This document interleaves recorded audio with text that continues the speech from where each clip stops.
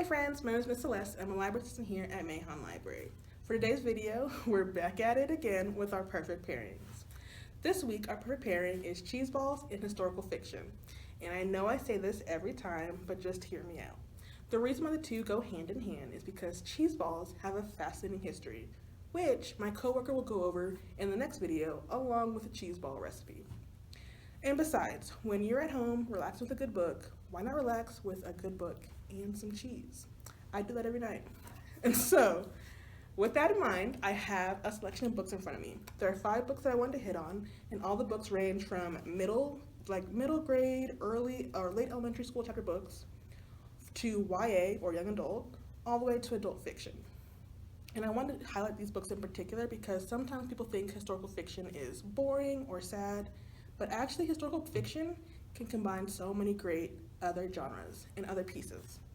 With that in mind, the first book in our selection is called The Four Winds, and it's written by Kristen Hanna. So this book tells the journey of Elsa Wolcott in 2 parts. It starts off in 1921 at the height of the Roaring Twenties and looks at how she makes a decision that affects the rest of her life. Then it fast forwards to 1934, which is in the middle of the Great Depression and the Dust Bowl, which have people on the Great Plains living west of California. This book looks at these life-shattering events through the eyes of a woman who is facing a crumbling marriage and trying to keep her children and the place that they grew up on alive.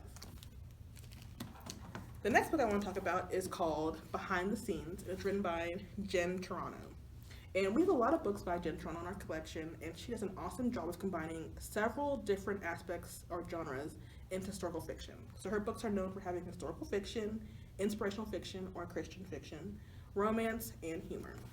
And this book follows our main character, who is a wallflower in high society New York during the Gilded Age, and chooses her position as a wallflower to gather information and create a popular society gossip column.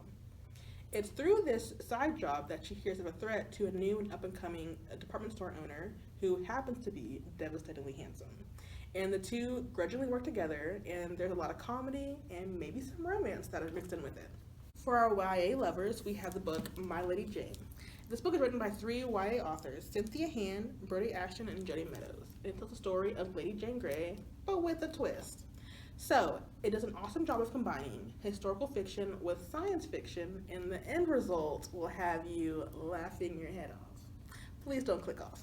Alright, so after you read that book, back to adult fiction, we have The Personal Librarian, which is written by 2 authors, Marie Benedict and Victoria Christopher Murray. And this book tells the story of Belle DaCosta, who not only was the personal librarian to J.P. Morgan, but she was also keeping the secret of passing in society.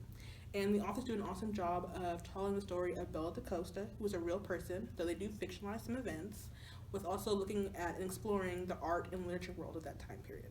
And the last book I want to talk about today might be a throwback for some or a new children's book for others, and it's called The Magic Tree House. It's written by Mary Pope Osborne, and this series is a staple for me growing up, as well as Pleasant Prairie. And yes, I promise I did get out.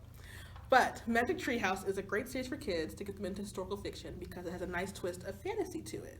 And in some of our collections, in some of our books, we have the Magic Tree House book and then a companion fact tracker that can be found in our children's nonfiction section. So if you have some young readers who want to get into some history, or if you're like me and you want to do a reread of a good series, this might be a good one for y'all. And that completes our video today. Make sure that you will check out our next video in which my coworker will be making a cheese ball. Thank you guys so much for watching and for putting up with my jokes, and please make sure that you're subscribed to our social media pages such as Instagram and Facebook so you don't miss any more of our virtual programs and events. Thank you guys for watching, and I'll see you guys next time. Bye!